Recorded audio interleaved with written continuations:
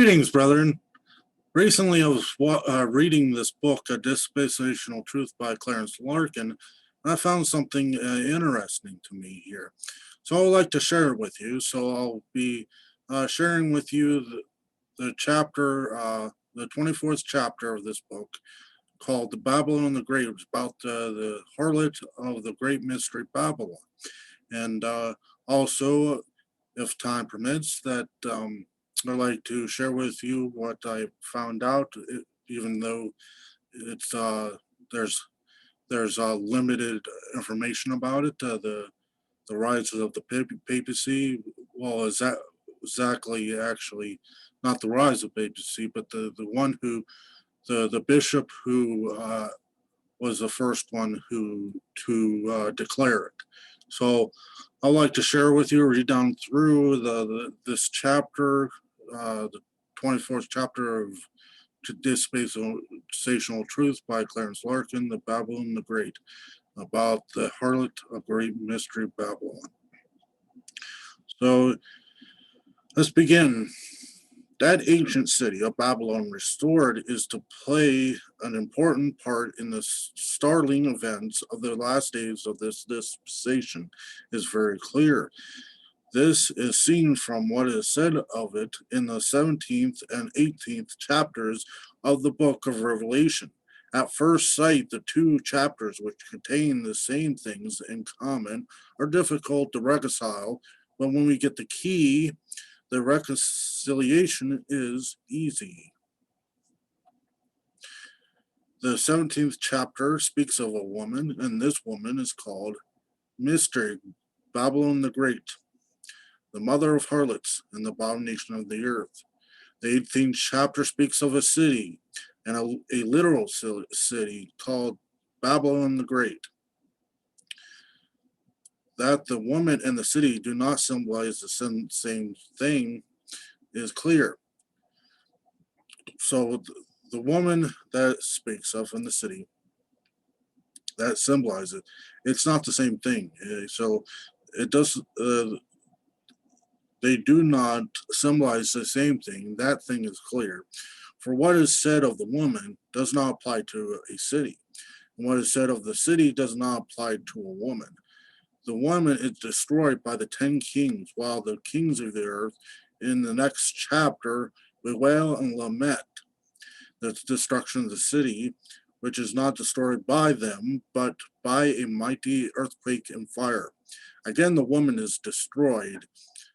First verse of chapter 18 says, after these things, that is after the destruction of the woman.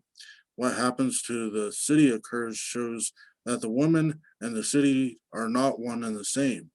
The woman name is Mystery, Babylon the Great. Mystery, where have we heard that word before, and in what connection?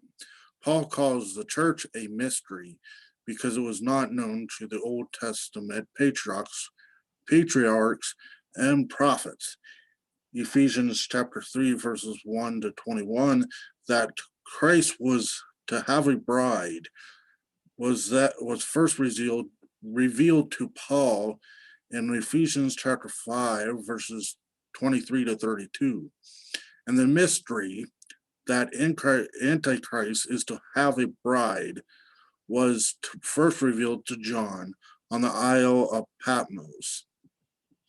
Name of Antichrist's bride is Babylon the Great. Someone may ask, why give to a bride the name of a city? The answer is that it is not unusual in the scriptures. When the same angel showed John in this chapter mystery, Babylon the Great, came to him in chapter 21, verses 9 to 10, and said, come hither, I'll show thee the bride, the Lamb's wife. He showed John instead of a woman, the great city, the holy Jerusalem, descending out of heaven from God. Here we see that a city is called a bride because its inhabitants and not the city itself are the bride.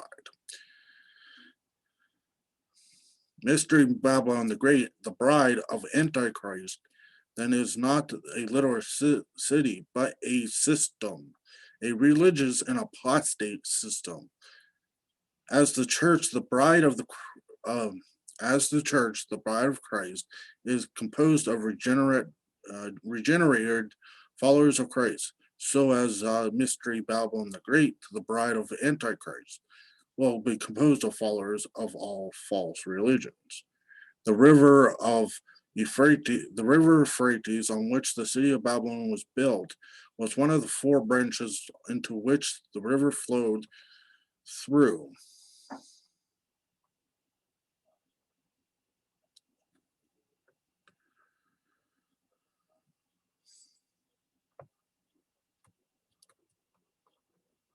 Through.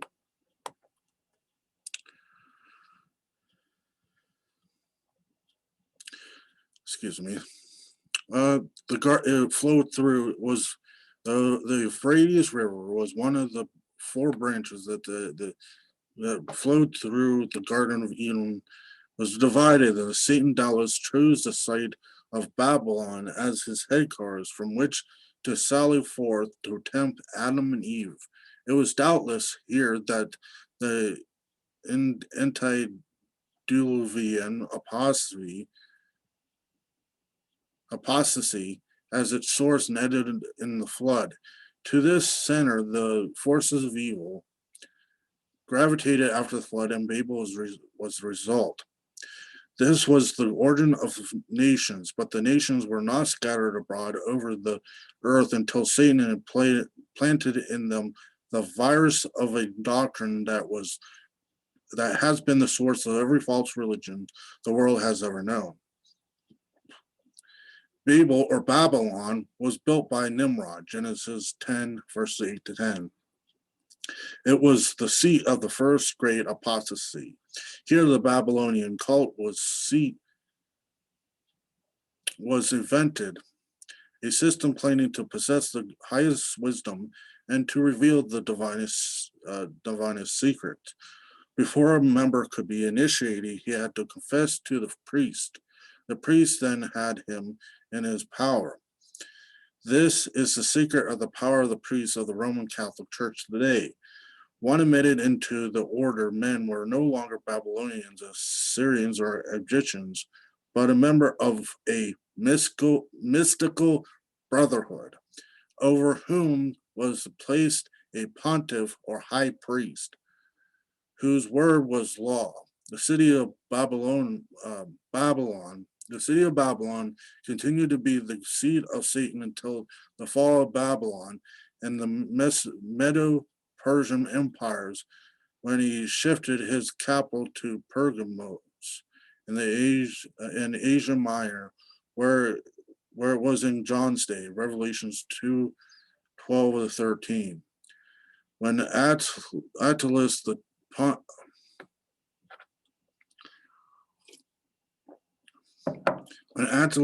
pontiff and king of Pergamos died in 133 BC, he bequeathed the headship of the Babylonian priesthood to Rome, whether Etruscans came to Italy from Lydia, the region of Pergamos.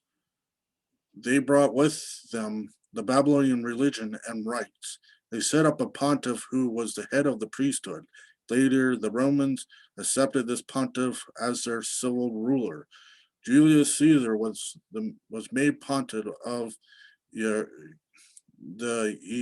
Etruscans, the Etruscan order in 74 BC. In 63 BC, he was made supreme pontiff of the Babylonian order, thus becoming heir to the rights and titles of Attalus, pontiff of Pergamos, who had made Rome his heir by will. Thus, the first Roman Empire became the head of Babylonian priesthood, and Rome the successor of the head of Babylon. The Emperor of Rome continued to exercise the office of Supreme Pontiff until uh, 376 AD, when the Emperor Gratian, for a Christian reason, refused it.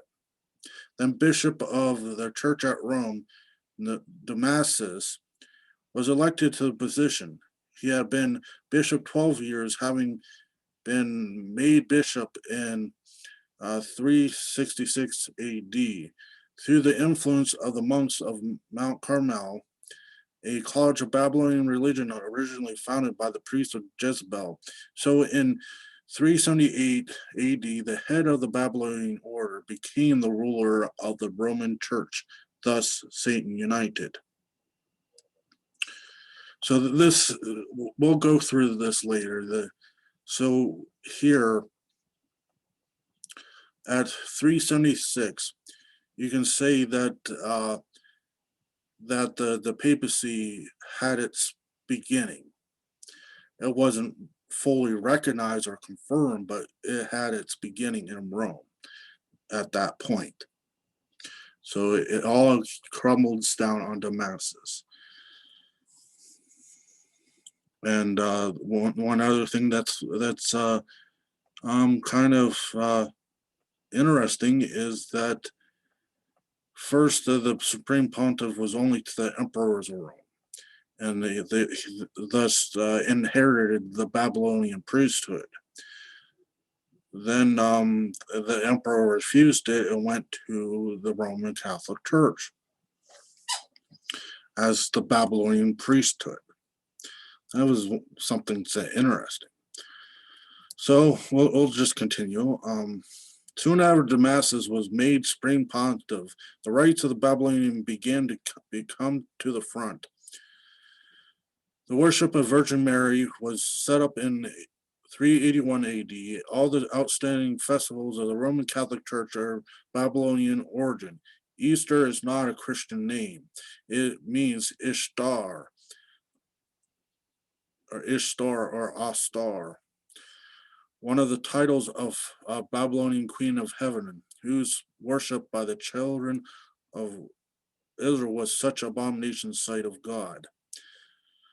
So you got the Mother Church, the Mother of God, and other things like the worship of I don't know, but the Queen of Heaven.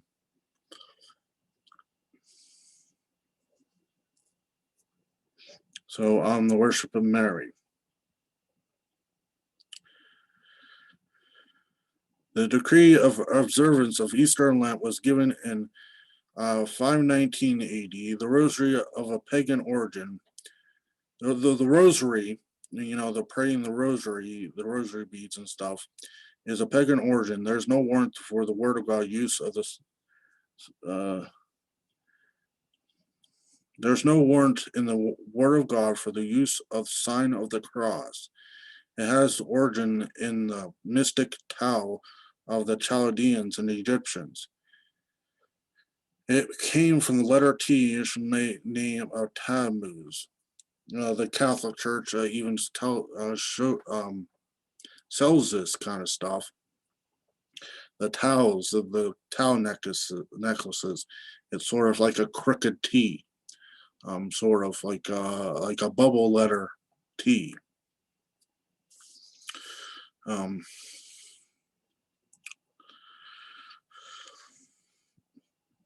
they used the Babylonian mysteries for the same magic purposes. Romish Church now employs it.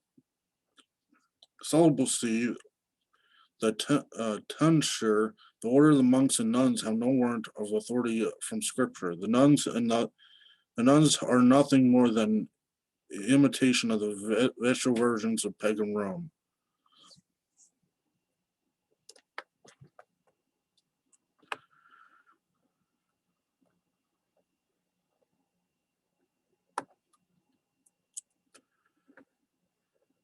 As to the word mystery, the papal church was always shrouded herself in mystery. The mystery of baptismal regeneration, the mystery of the miracle and magic, whereby the simple memorials of Lord's Supper are changed by the mysterious word transubstantiation. from the simple bread and wine into the literal body and blood of Christ, a mystery of the holy water, mystery of lights on the altar, the mystery plays, and other superstitious rites and ceremonies mumbled in a language that tends to mystery. It tends to confusion, which is meaning of the word Babylon. Well, actually, the meaning of Babel. Babel. All this was a mystery in John's days because the papal church had not as yet developed the mystery through the, though the mystery of iniquity was already at work. Second Thessalonians 2:7, Thessalonians, Second Thessalonians chapter 2, verse 7, but it is no longer a mystery, for it is now easy to identify the woman, mystery, Babylon the Great, which John described as the papal church. In Revelation 17:4, we read that the woman was arrayed in purple and scarlet color, and decked with gold and precious stones and pearls, having a golden cup in her hand full of abominations and filthiness of her fornications. Now who does not know that scarlet and purple are the colors of the papacy, of the different articles of attire specified for the Pope to wear when he was installed into office? Office 5 are scarlet, a vest covered with pearls, and a mitre adorned with gold and precious stones must also be worn. Now the hat is the pagan god Dagon. It's mirrors right off the Babylonian priests. It's the signifying the pagan god, the Babylonian god Dagon, the fish god. So if you look at the Catholic Church, there's so much symbolism of Babylonian origins, of Babylonian gods and Babylonian symbols, and other pagan symbols. There's no hiding it. Really, there's no denying it. It has to be the Roman Catholic Church, which was built on seven. Well, the center of Rome. So the Rome was built on 7 hills, the ancient city of Rome. So this is where that seat of power sits. Not exactly on that 7 hills, but it's Rome.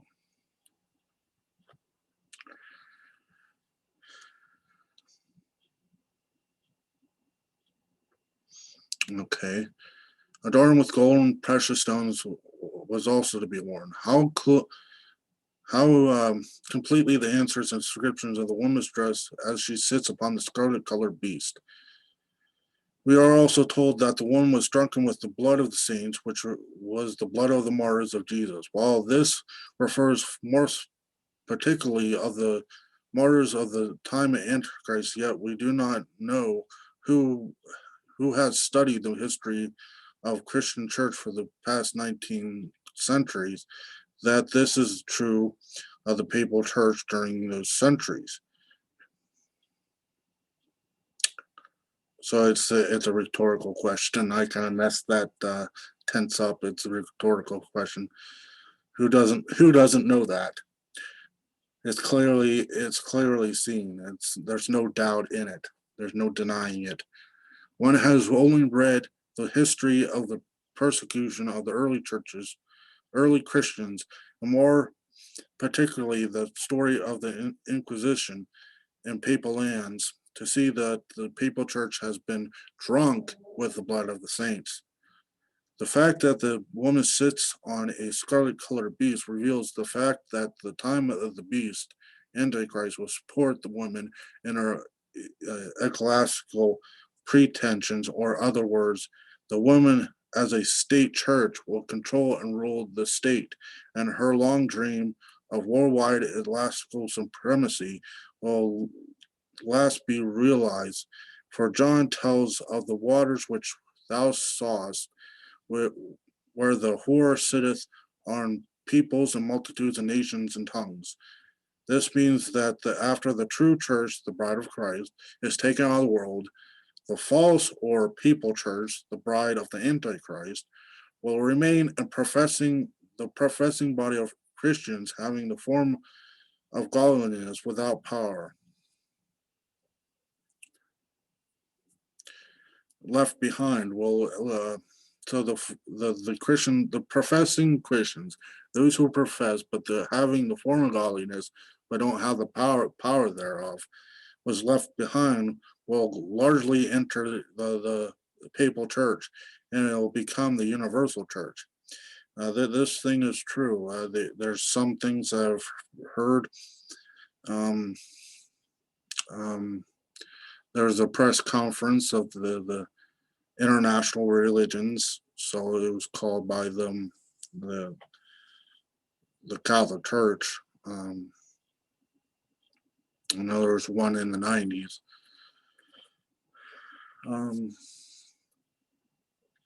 But this will continue for only a short time, for the 10 kings of the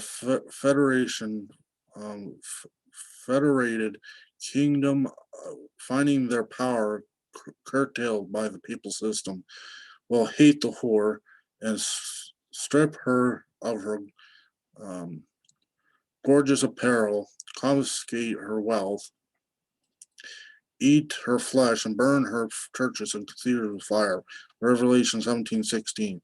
This will recur at the time of worship of the beast is set up, for the Antichrist is jealous, and his jealous hate will not permit any worship that does not center in itself. The beast upon which the woman sits is introduced to show from the woman the papal church gets her power and support after the true church has been caught out, and also to show that the beast, Antichrist, and the woman, the papal church, are now the one and the same, but separate. Are not one and the same, but separate. Excuse me. They're separate. They're not one and the same. The Antichrist and the papal church is not one and the same. But what you just explained, it's a system. So the papal church, the system of the Roman, the Catholicism is the woman. So who is the Antichrist? I don't know. Or the beast that sits on it.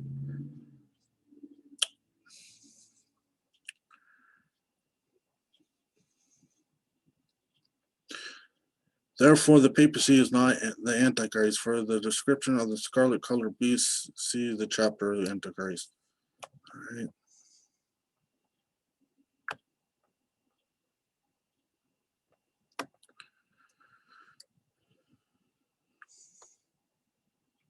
From this foreview of the papacy, we see the papal church as non-dying system, that she is to be revived and become a universal church.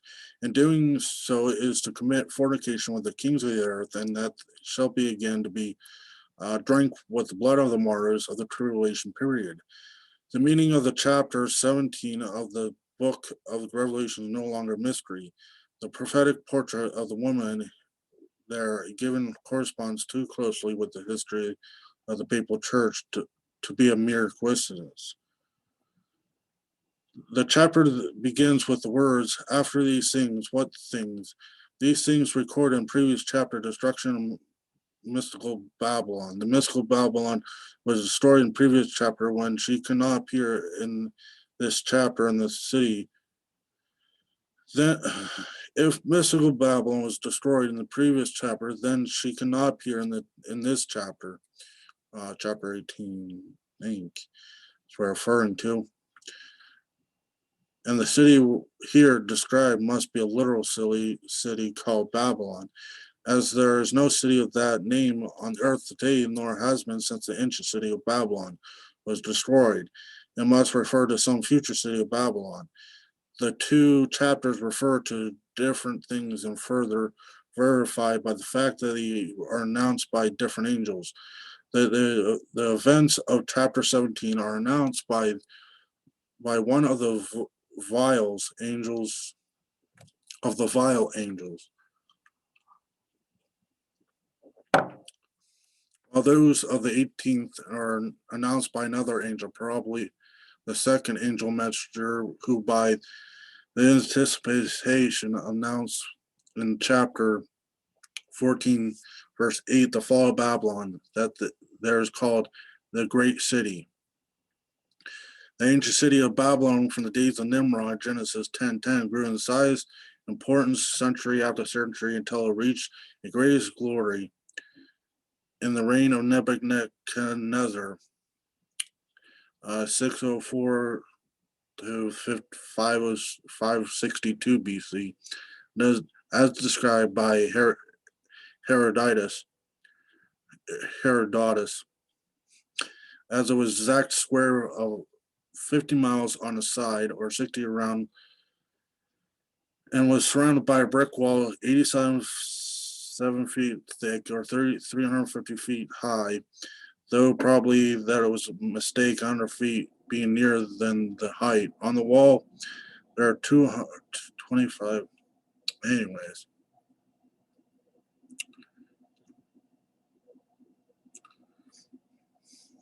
sorry about that. Yeah, that's a lot of measurements and really not that important. All right, we'll go to the who was the bishops of Rome that instated the papacy. Now, this is, of course, the Catholic Church won't let this information out. Every book probably is peaked at that the old narrative that they're the mother church. The first pope the is an unbroken succession from the apostle Peter being the first pope, and actually the papacy what started with Peter, and all the books parrot that, along with the Catholic Church, which is not true. Although there was Bishop of Rome, and probably they wrote letters back and forth between the bishops, the seats of power between cities as a structure, but the papacy as we know it now that have was the most high bishop of all bishops in the land, didn't start until later. And it didn't start with Constantine either. So this article from Apologetics Press, written by Moise Pinedo. Pinedo. All right.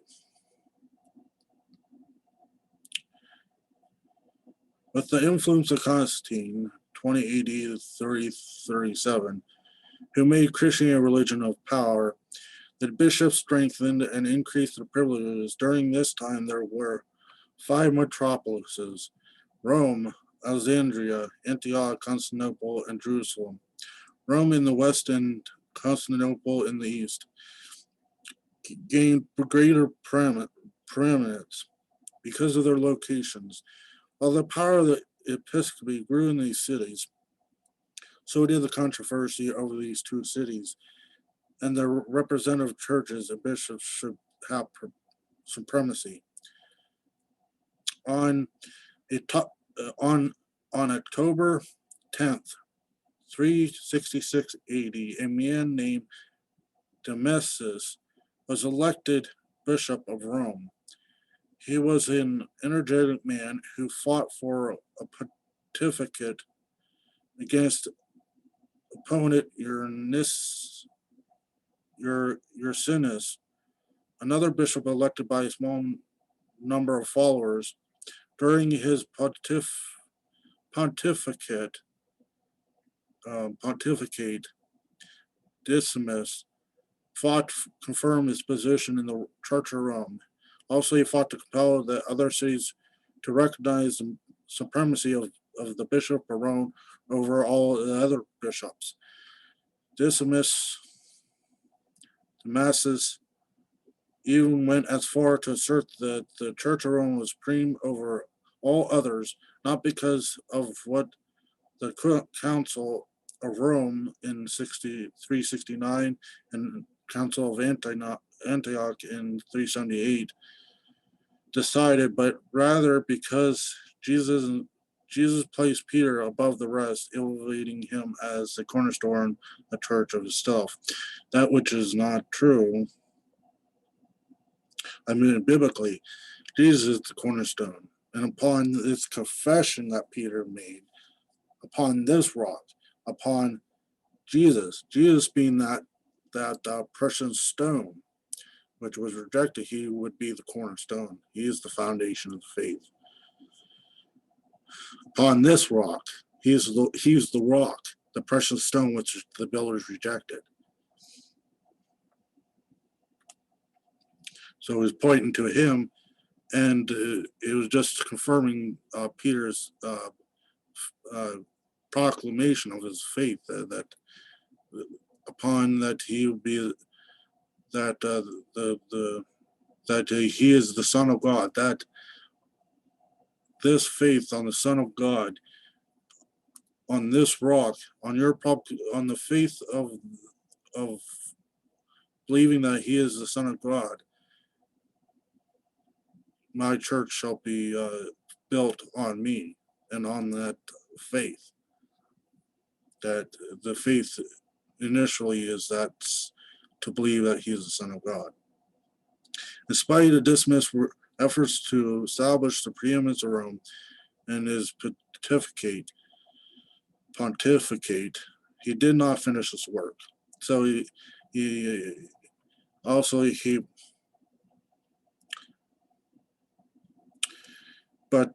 named himself. He was the first one to show in the line of things to be the Pontifex Maximus, the great high priest, the first one to name himself.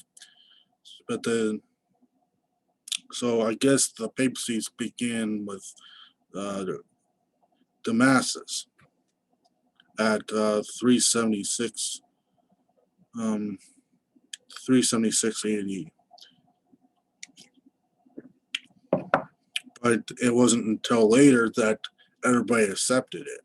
Long later. So you can say that that the title of Pope started with Damascus at 376, but the papacy wasn't accepted till 300 years later.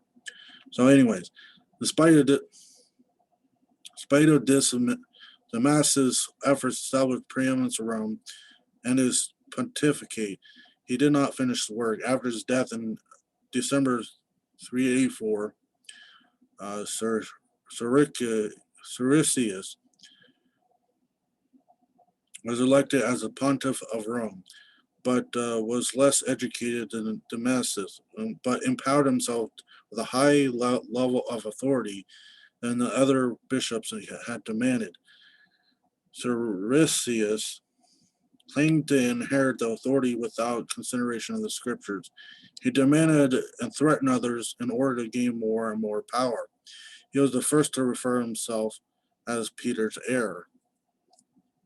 Siricius died on November 26, 399 AD. Without doubt, he and Damascus were the principal force behind developmental of a universal classical hierarchy. In 440 AD, Leo I became the pontiff. He was an adherent defender of the supremacy of Roman bishop over the bishops in the East.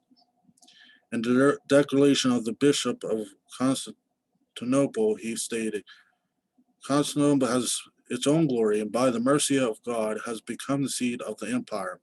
But secular matters are based on one thing, and eschatological matters on another. Nothing will stand which is not built on a rock which the Lord laid in the foundation. Your city is royal, but you cannot make it apostolic. The supremacy referred to by Leo I was based on the assumption that the Lord exalted Rome, including his church, the pontiff over the major cities, because of the traditions about Peter. By that time, it was accepted as fact that Peter had been the first bishop of Rome, that he had been martyred there. Those traditions, along with Rome's legacy as a evangelistic influence in the first century, gave the city a divine aura, and supposedly connected to the apostolic age, distinguished itself from other cities. These beliefs greatly influenced the development of a hierarchy in the church. On September 13th, 590, Gregory the Great was named Bishop of Rome, was another advocate of Peterine tradition, and named himself Pope, the head of the Universal Church. By the end of his pontificate, the theory of Peter's primacy and that the Bishop of Rome was firmly established, and that of the Bishop of Rome was firmly established. Finally, with the appearance of Boniface III on the papal throne on February 19th, 607, Roman papacy became universally accepted. Boniface III lived only a few months after his election. Many other bishops followed his legacy of runners for supremacy. Okay, it says that the universal acceptance of the Roman papacy of the Bishop of Rome of Peter's primacy, the primacy of the Roman Catholic Church, the papacy, was accepted on universal acceptance February 19th, 607. So the papacy was confirmed on 607, accepted, and basically had its roots. Could you say it started on the papacy started at 607? It was conferred and ratified in 607 AD.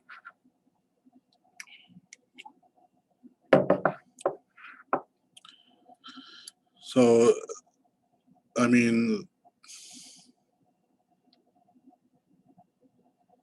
what is it?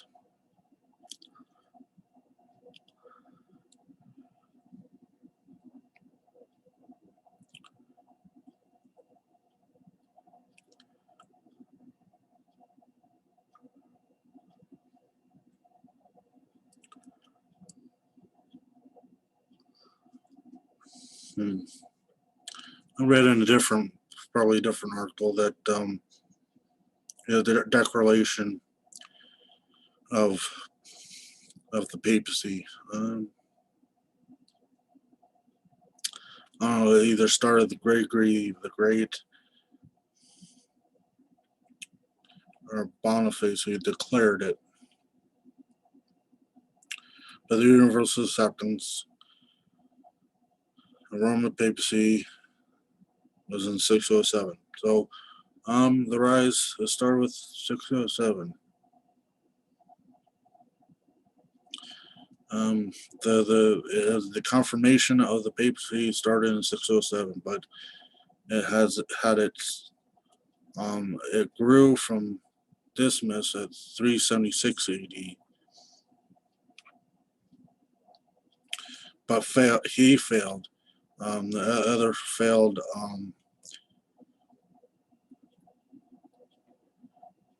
It was only till Leo the First was that they gained any traction.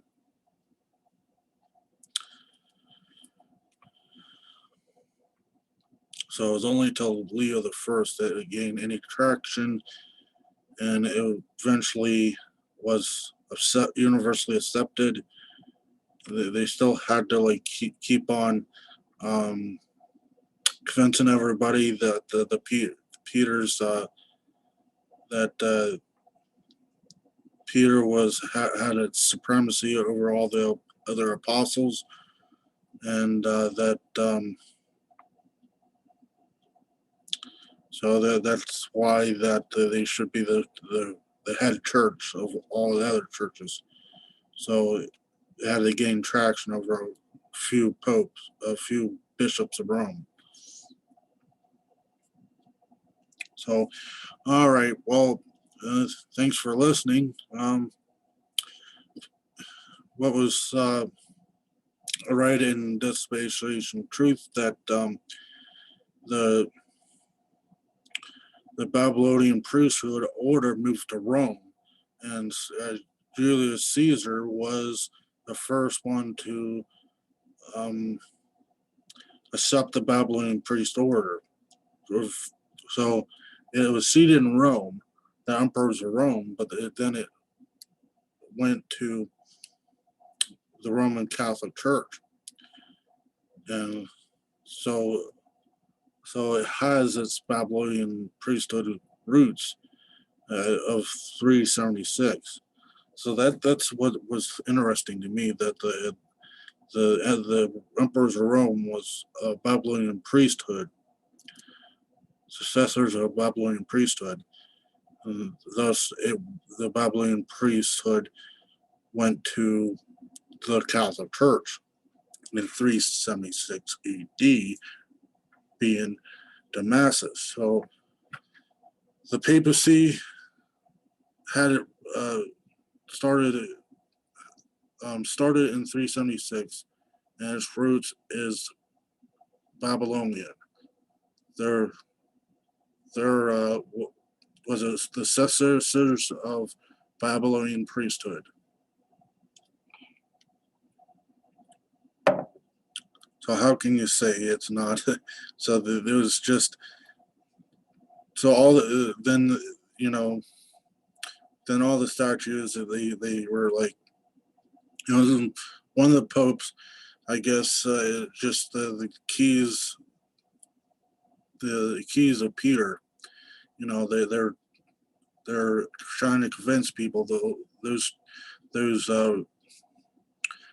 statues you see are not Roman, the Roman religion, those gods, but that one is Peter. So I just wanted to share this with you. So, I mean, it had its roots at 376 of the Babylonian priesthood. The successors of the Babylonian priesthood, the Babylonian religion, went to the papacy. And the first successor of that priesthood was Damascus in 376 AD, and thus the papacy was born. So the Roman Catholic Church is nothing but a Babylonian priesthood of Babylonian priests. The popes are Babylonian priests. You can see in their garbs, it's nothing more than the Babylonian religion itself. So how can you not say that this is the great harlot, great mystery Babylon? They're the Babylonian religion. The papacy is Babylonian priests. That's what the papacy is, Babylonian priests. So that's one thing that seemed interesting to me, and I can't really find. Obviously, you're not going to find it in any other works, because the narrative is that Peter is the first pope and all that. You're not going to find it. I don't think you're going to find it. So, I mean, I hope I can find other books that says that, but it's hard to find. So I just wanted to share you something that interested me. Hopefully it intrigues you too. Thank you for watching, and thank you, and take care. God bless.